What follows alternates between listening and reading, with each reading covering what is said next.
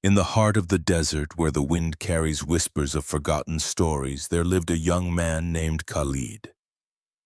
His tale begins not with wealth or power, but with a single act of compassion, the kind that can open the gates to divine destiny. Long ago, during the reign of Caliph Harun al-Rashid, the world pulsed with the rhythm of trade caravans and the songs of merchants echoing through the bazaars. Amid this world of movement and noise, in a small, forgotten village, a humble clay hut stood, and within it, Khalid lived a life of quiet endurance. He was born into poverty and loss. His mother had died giving birth to him, and his father, a man of patience and faith, raised him with the little strength and means he had. Yet even that strength faded when illness took the father away, leaving Khalid utterly alone. His home was nothing more than a fragile structure of mud and palm branches. Inside lay a worn mat, a cracked water jar, and a few copper utensils left by his father. But what he lacked in possessions, he carried in spirit. Khalid's heart was rich in faith. His father had taught him that honor is worth more than gold and that God never abandons those who trust in him. So the young man labored, carrying goods in the marketplace, fetching water for farmers, and accepting in return a few coins or a piece of bread. Still, his soul remained content and his tongue never ceased to remember God. One moonlit night, as Khalid sat outside his hut gazing at the stars, he whispered to himself, "How long this road feels, how heavy this loneliness." He wished for a companion, someone to share his burdens. Little did he know that destiny was already weaving a story that would change his life forever, a story that would turn a single act of mercy into a divine trust. At dawn, Khalid set out for the marketplace with a small basket of tools, hoping someone might hire him for the day. Along the dusty path, he heard a faint sound. A groan carried by the wind. He stopped and listened. The sound came from beneath an old date tree. Approaching cautiously, he found an elderly man lying on the ground, frail and covered in dust, his white beard tangled, his clothes torn and filthy. The man stretched out a trembling hand, as if begging for a drop of water. Without hesitation, Khalid rushed to his side, uncorked his small water jar, the same one he carried for himself, and offered it to the stranger. The old man drank greedily, as though returning from death itself, then took a long, trembling breath. Khalid broke his dry piece of bread in half and placed it gently into the man's hands. The elder ate slowly, tears mixing with the dust on his face. Not a word passed between them, but the silence spoke of gratitude and need. Seeing the man's frailty, Khalid realized he could not leave him there. "There is no other way," he murmured. "I must take him home." He lifted the old man onto his back, pausing every few steps to breathe, sweat rolling down his brow.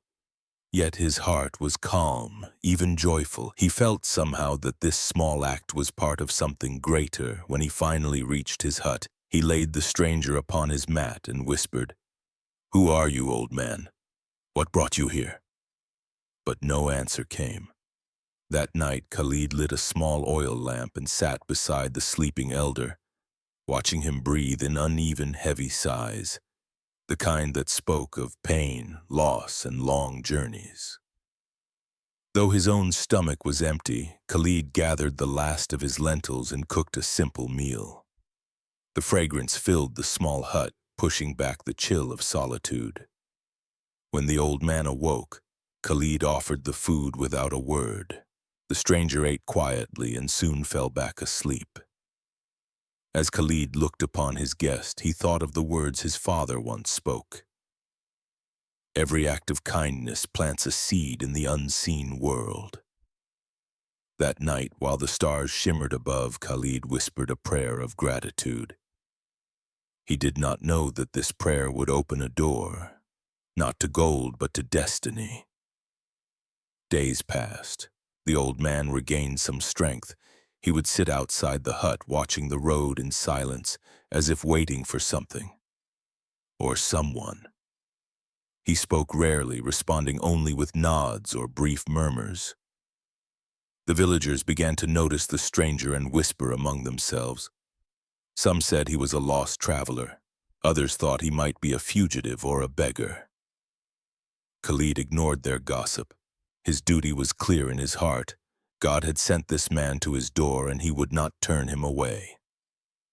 Dear brothers and sisters, if you have listened this far, I humbly ask that you take a brief moment to support this journey. Please subscribe, share your thoughts in the comments, and leave a like on this video.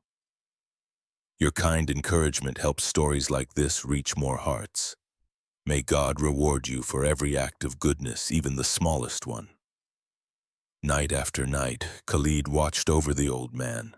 Sometimes he wondered whether this encounter was a coincidence or a divine test. Perhaps, he thought, God wishes to show me something through this man. One evening, as the desert wind whispered softly, Khalid saw the elder sitting awake, turning a worn piece of cloth in his hands. There was something hidden inside, something that gleamed faintly under the lamp's dim light. Khalid pretended to sleep, his heart racing with curiosity. He realized then that the man's silence hid more than weakness. It hid a secret. The next morning, a well-dressed stranger appeared in the market. His robe was fine silk, his voice deep and commanding. "Have you seen an old man?" he asked. White-bearded, thin, with eyes that pierced like fire. Khalid froze. The man's tone carried authority, sir, and menace. "Why do you seek him?" Khalid asked cautiously. The stranger leaned closer and whispered, "That man is no ordinary beggar. He carries something of great value, something people would kill for." That night, Khalid could not sleep. He watched through a small crack in his hut's wall and saw shadows moving outside. Men lurking in the darkness. Among them he recognized the rich man from the market. Fear gripped him, yet his heart remained steadfast. He turned toward the sleeping elder and whispered, "Who are you truly? Why does danger follow you?" But again there was only silence. When the door shuddered under heavy blows, Khalid's instincts took over. He grabbed a wooden stick and stood between the attackers and the old man. "Who are you?" he shouted. "What do you want?" Then the elder slowly rose, calm and unafraid. With trembling hands, he drew out the same cloth bundle, untied it, and placed it into Khalid's palms. Inside was a ring, a green stone seal glowing with a mysterious light. The men at the door froze in terror. "The seal," one of them whispered. "It has chosen its bearer."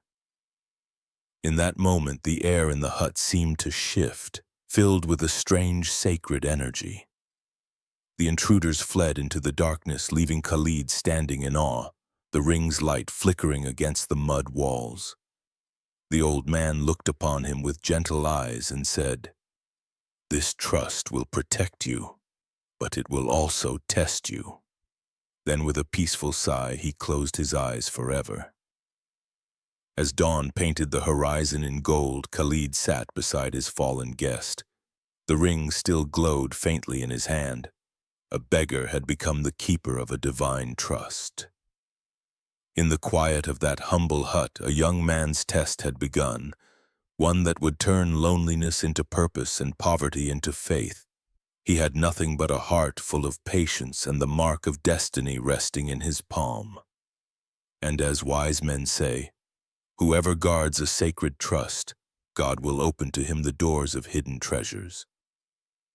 The morning after the old man's death, Khalid buried him near the date tree where they had first met. The desert wind carried grains of sand over the fresh mound, as he whispered a prayer for the stranger's soul. When he returned to his hut, the ring still glimmered faintly in his hand, as though alive. The green stone pulsed softly in the morning light, and each pulse seemed to echo inside Khalid's heart. He did not know what the ring meant, but deep within he sensed that it was not an ordinary jewel. It carried something sacred, something that would either elevate him or destroy him. In the days that followed, strange things began to happen. When Khalid went to the marketplace, people who had once ignored him suddenly greeted him with respect. Some even offered him work without him asking.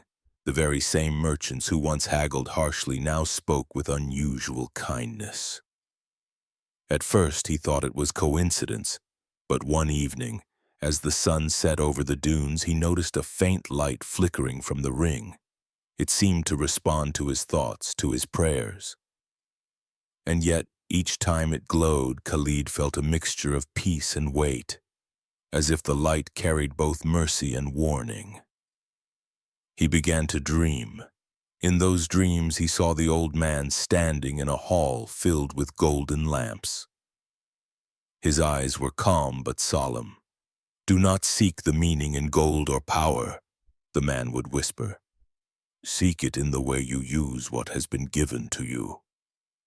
Khalid would wake with sweat on his brow and the ring burning faintly against his skin. He started to understand what had been entrusted to him was not meant for pride or wealth, but for service, for trial, for awakening. As the weeks passed, word of the young man with the mysterious ring spread through the nearby villages.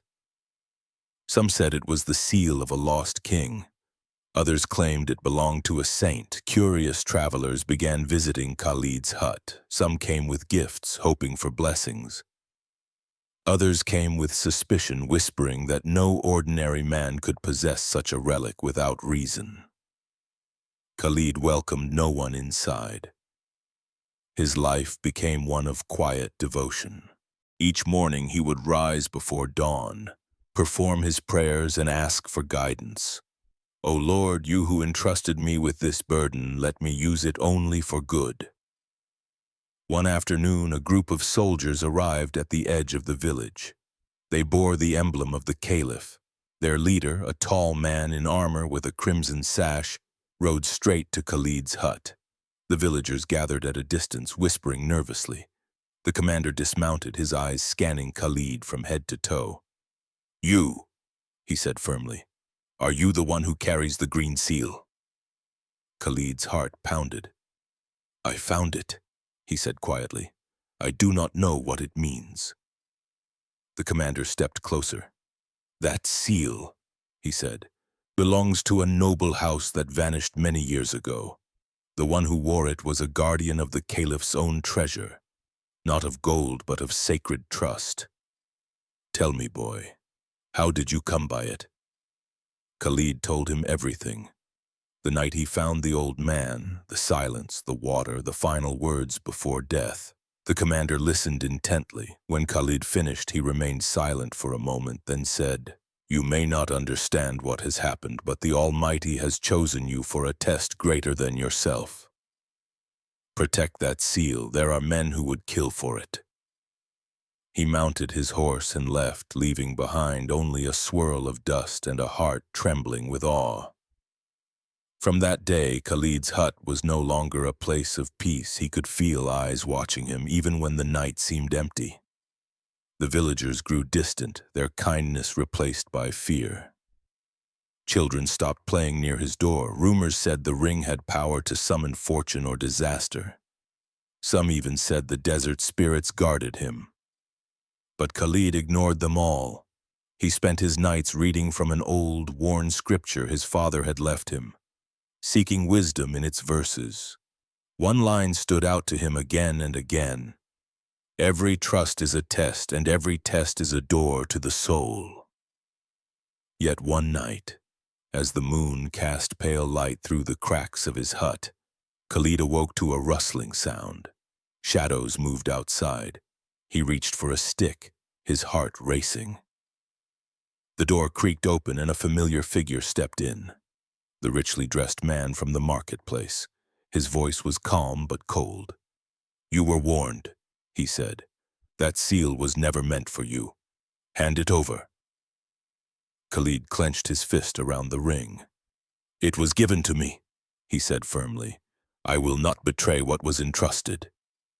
The man smiled bitterly. "Then you will face what comes with it." He turned and disappeared into the desert night, leaving behind an echo of threat. The following morning, the village was tense. Strange riders had been seen on the horizon. Khalid went to the date tree to pray, seeking strength. As his forehead touched the earth, he felt a warmth spread from the ring through his entire body. When he opened his eyes, he saw the sand shimmering like gold, and in that shimmer he felt a message in his heart. Not spoken, but known. "Fear not.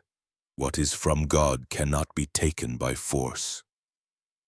That evening, a violent storm swept across the desert. Wind roared, tearing palm leaves and shaking walls. Khalid's hut trembled, but within its fragile walls he remained in prayer. Lightning flashed, and in its light he thought he saw a silhouette. The old man again, standing at peace, smiling faintly. When the storm finally passed, the air was clear and the ring no longer shone. It was simply a piece of metal, silent, unremarkable. Yet in his heart, Khalid understood. The miracle had never been in the ring. It had always been in the faith that held it. He stood outside as dawn broke, his eyes on the horizon. For the first time, he felt no fear, no doubt. The road ahead was uncertain, but his heart was steady. The divine trust had changed him. He was no longer the orphan of a forgotten village. He was a guardian of faith, chosen not by birth but by deed.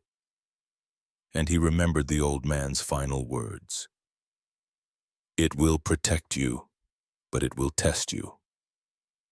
From that moment on, Khalid vowed to live as a servant of truth, to help the poor, to protect the weak, to give without expecting return. Years would pass before the world learned his name, but heaven already knew him as the man who turned loneliness into purpose. For the desert may bury footprints, but it never buries deeds done in the name of God. And so, beneath the endless sky, the story of Khalid became a whisper carried by the wind, a reminder to every soul that even the smallest act of mercy can unlock the doors of divine destiny.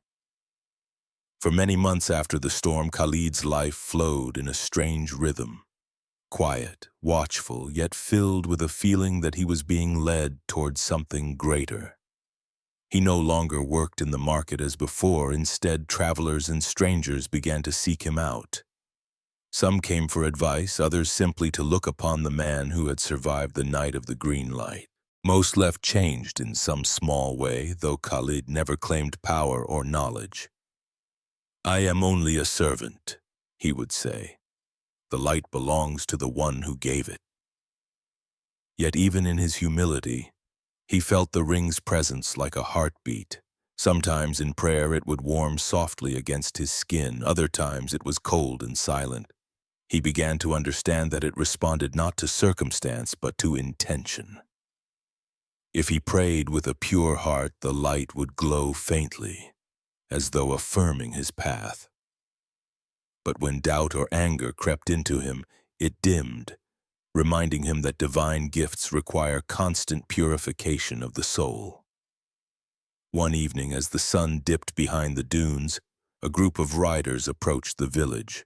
At their head was a man wearing white robes and a turban marked with the seal of the Caliph's scholars. When he saw Khalid, he dismounted and bowed slightly. "Peace be upon you," he said. "We have heard of the trust you carry. The Caliph wishes to meet you." Khalid hesitated, unsure whether this was honor or trial. After prayer and reflection, he agreed to go. The journey to the city took several days. The desert stretched endlessly, its silence broken only by the hooves of their camels. At night, Khalid looked up at the stars and remembered the nights in his small hut. The smell of lentils, the face of the old man, the sound of wind brushing against palm leaves. He realized that wealth, power, or recognition had never been his desire. All he wanted was to remain worthy of the trust placed in his hands. When they reached Baghdad, the city shone like a jewel under the sun. Minarets pierced the sky, markets buzzed with life, and fountains sang in the courtyards of marble palaces. Khalid felt small among such grandeur, but he reminded himself that the essence of faith is humility. At the palace gates, the guards led him through long corridors until he stood before Caliph Harun al-Rashid himself, the ruler of the most powerful empire of his time. The caliph, known for his wisdom, studied the young man silently. "So you are the one who carries the green seal," he said. Khalid lowered his gaze. "It was entrusted to me by a dying man. I have only tried to protect it." The caliph nodded. "Then you have fulfilled a duty that many would have sold for gold. Do you know whose seal it is?" Khalid shook his head. The caliph turned to a scholar beside him who unrolled a parchment covered with faded script. "This seal," he said, "belonged to one of my ancestors' most trusted guardians. When the empire was young, he was chosen to keep safe a key, not to treasure, but to knowledge. When he vanished, the seal was lost. For years we searched. It seems now that the trust has found its next bearer." Khalid listened, his heart trembling. The caliph continued, "You have shown mercy to the weak, courage against oppression, and patience in loneliness. These are the true marks of one chosen by the divine. Yet remember this, every trust comes with a trial. The light that protects can also burn."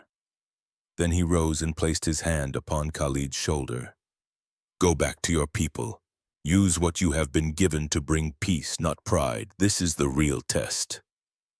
Khalid bowed deeply and left the palace. Though offered gold and servants, he refused them all. He returned to his village on foot, wearing the same simple robe, carrying the same small water jar. The villagers were astonished to see soldiers escorting him. Yet Khalid's face held no trace of pride. Instead, it carried serenity, the quiet of someone who has walked through fire and emerged purified. As time passed, Khalid became known as a man of wisdom. Travelers came from distant lands seeking counsel, and though his hut remained humble, its light never faded.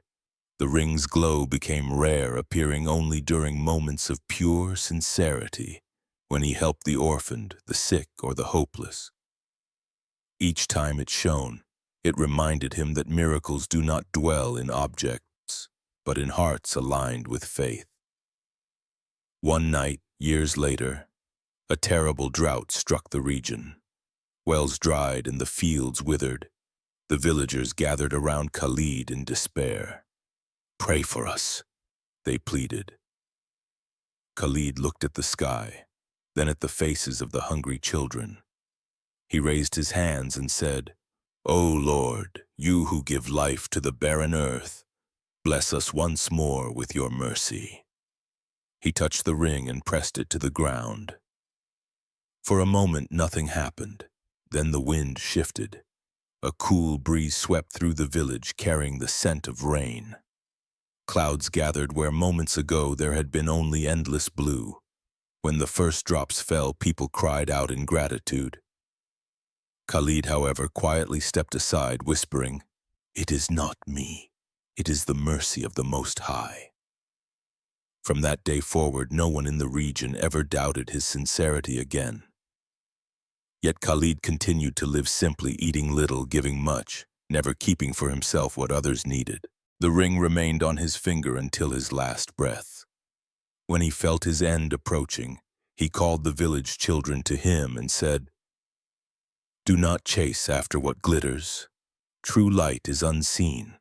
It lives in good deeds and pure hearts." As the final dawn rose over the desert, he looked toward the horizon where sand met sky, and a gentle smile touched his lips. The light of the ring faded one last time, not because it was gone, but because its purpose was complete. The trust had fulfilled its journey. And so the story of Khalid, the orphan of the desert, became legend, a lesson passed through generations. It taught that every act of kindness can become a key to something eternal, and that God hides his treasures not in palaces, but in the hearts of those who serve others without expecting reward. The wind still carries his story across the dunes, whispering through the palm trees, reminding every soul who listens that mercy given in silence can echo forever in the heavens. Years turned into decades, and Khalid's name spread far beyond the desert. Traders spoke of him in Damascus, scholars mentioned him in Cairo, and wandering poets recited verses about the orphan who had become the guardian of a divine secret. Yet if anyone sought him, they found no palace, no servants, and no riches, only a simple hut at the edge of a humble village, where an old man sat in the shade of a date tree, surrounded by children eager to hear his stories. His hair had turned white like the sands of dawn, but his eyes still carried that quiet flame of faith, steady and unbroken. When travelers asked him about the ring, he would smile gently and say, "It is only a reminder, not a source of power. What matters is not the seal, but the sincerity of the heart that bears it." Many would leave puzzled, expecting a miracle or secret formula. But those who stayed longer understood that the true miracle was Khalid himself, his patience, his humility, his refusal to let bitterness or pride touch his soul. Sometimes, during the calm hours before sunset, Khalid would walk into the desert alone. He would stand where the horizon met the endless dunes and feel the wind against his face. In those moments, he would remember his father's words, "Honor is worth more than gold." He would recall the old man's last breath, the glow of the ring, and the terrifying night when men surrounded his hut. He often whispered to himself, "Had I turned away that night, had I refused to help a stranger, I would have lost the greatest treasure a man can hold, faith in God's design." But not all stories of faith end in peace. One year, a new governor was appointed to the region, a man known for greed and arrogance. When he heard tales of Khalid and the mysterious ring, envy stirred in his heart. "Such power should not belong to a beggar," he said to his soldiers. "Bring him to me." They rode to the village with banners and noise, demanding Khalid's presence. The villagers tried to intervene, but Khalid calmed them. "Do not resist," he said softly. "No harm can reach one whom God protects." He was taken before the governor in a grand hall decorated with gold and marble. The man sneered, "So you are the so-called wise one. They say you hold a ring that controls destiny." Khalid replied quietly, "I control nothing, my lord. Only the Most High holds destiny." The governor's face darkened. "Enough of your riddles. Give me the ring." Khalid looked at him with compassion, not fear. "If you believe a ring can give you what you seek, then you are already poorer than I." The governor slammed his fist on the table. "Seize him!" he shouted. The soldiers advanced, but before they could touch him, a sudden tremor shook the hall.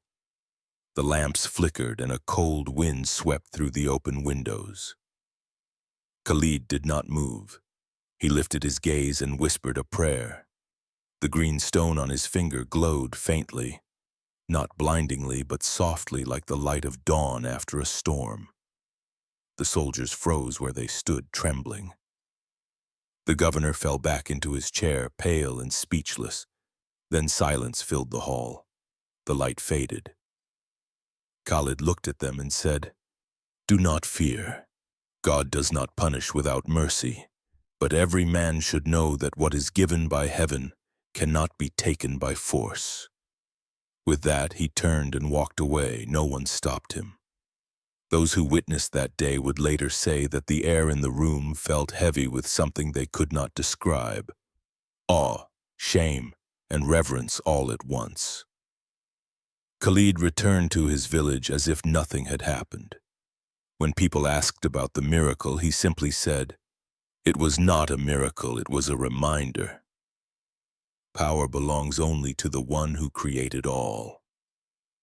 He spent his remaining years teaching the young to read, comforting the sick, and caring for orphans. His hut became a small school of virtue where travelers would rest, scholars would reflect, and the poor would find food and warmth. One evening, as the sky blazed with crimson and gold, a boy approached him and asked, "Master Khalid, do you never tire of helping people?" He smiled, placing a hand on the boy's shoulder. "My son," he said gently, "a heart that serves others never grows old. Each act of kindness renews it, as water renews the desert after the rain." But Khalid knew his days were nearing their end. His strength began to fade, and he spent long hours in prayer beneath the date tree. The ring, once glowing with light, had turned pale and still like a lamp after its oil is spent. Yet he felt no sorrow. One night he dreamed of the old man again, standing beside a river of light, his face calm. "You have kept the trust," the old man said. "Now, rest in peace." When Khalid awoke, he knew the time had come. He called the villagers and said, "When I am gone, do not bury the ring with me. Pass it on to one who helps the weak, asks nothing in return, and fears only God." That night, as he lay on his mat, he whispered his final prayer. "O Lord, you gave me a test, and I tried to carry it with patience. Forgive my shortcomings and let this trust serve as light for others." At dawn, they found him still and serene, his hand resting on his chest. The ring had slipped from his finger and lay upon the mat, its stone clear as glass. The villagers buried him under the date tree he loved so much. Some say that on certain nights when the wind blows through the branches, a faint green shimmer appears among the leaves. A sign, they believe, that the trust lives on, waiting for another heart pure enough to bear it. Generations passed, but Khalid's name endured. He was remembered not as a man of miracles, but as a man of mercy. The orphan who found strength in faith and turned loneliness into eternal light. His story became a reminder whispered from teacher to student, from parent to child. One act of kindness can change destiny, and those who protect what is sacred never truly die. Even today, when the desert winds rise and the sands shift, travelers speak of a distant village and an old story. Of a young man, an old stranger, and a ring that glowed not with power but with the light of divine trust. And as long as those words are spoken, Khalid's faith will remain alive, carried by every heart that still believes in the mercy of God. Centuries passed, and the story of Khalid and the divine ring became legend. It was told in marketplaces under the warmth of lanterns, whispered by travelers crossing vast deserts, and written in ink by scholars who sought to understand the mystery of faith. Over time, people forgot the small details, the hut, the date tree, the face of the old man, but the essence remained. Every generation heard it differently, yet all found in it a single truth, that true wealth lies not in gold or power, but in the purity of the heart and the constancy of faith. In one distant age, Asemus died long after the sands had swallowed the traces of Khalid's village. A group of scholars rediscovered fragments of his story carved into stone tablets. They found them buried beneath what had once been a mosque, the inscriptions worn yet legible. The writings spoke of a young orphan who carried the trust of heaven and lit the path for those lost in darkness. Intrigued, the scholars began to trace his footsteps, searching for signs of the man who had once turned mercy into miracle. They found little, no grand tomb, no monument, no treasure, only the faint remains of a mud wall, and beside it, a single withered palm tree, older than any they had seen. Beneath its roots, one of the men found a small clay jar, sealed with wax. Inside lay a ring, simple, worn, and dull from time. Its green stone no longer glowed, Yet when one of the scholars held it up to the light, he felt a strange warmth travel through his fingers. For a brief moment the wind outside stirred, and the leaves of the palm tree rustled through the air was still. They brought the ring back to their city and placed it in a chamber of the Grand Library. Many came to see it, rulers, mystics, common men, and women seeking hope. Some believed it was magical, others dismissed it as myth. But one old imam, who had read the writings of Khalid carefully, said to the people, "This ring has no power of its own. It is a witness, a silent testimony of what faith can achieve when carried with sincerity. It reminds us that every believer, no matter how poor or forgotten, can be a guardian of divine trust." His words spread through the land. Mosques began to echo with sermons about Khalid's patience and humility.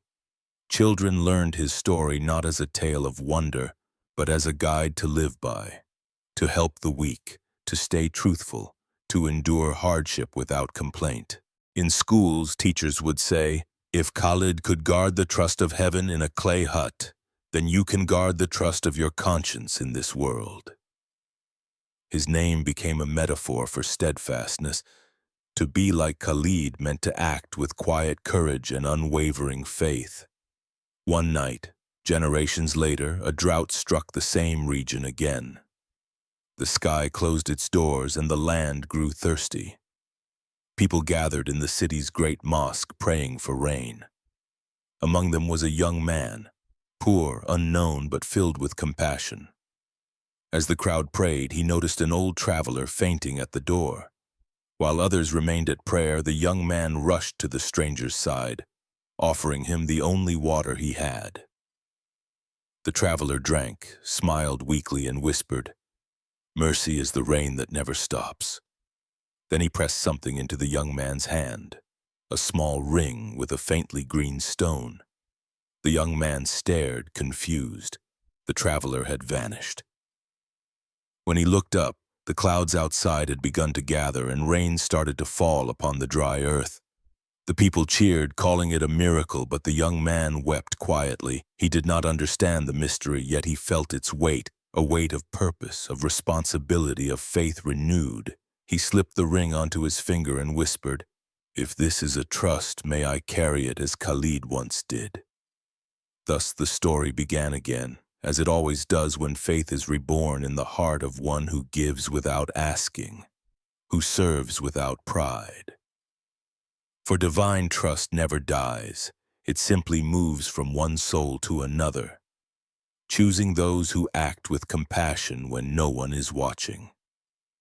The scholars later wrote that the old traveler was never seen again and that the ring was unlike any metal known to man. They debated its origin, its meaning, and its power, but in the end they agreed on one truth, that symbols fade, but the spirit behind them endures. To this day, the story of Khalid is still told, not for the miracle of a glowing stone, but for the light of a heart that believed.